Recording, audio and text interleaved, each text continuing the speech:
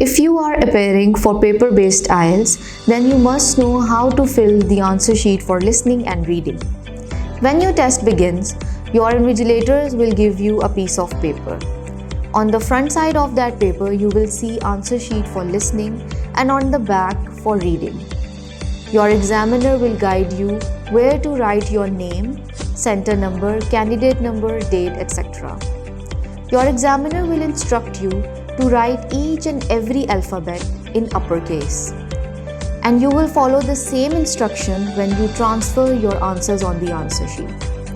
Each and every answer should be transferred in capital letters because there is a reason for it. Sometimes our answers contain proper nouns, and proper nouns always begin with capital letter. So, to save your scores, you should write all the answers in capital letters.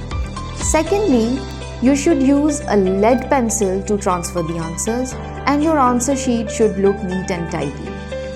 For more such tips and tricks, join Tracks.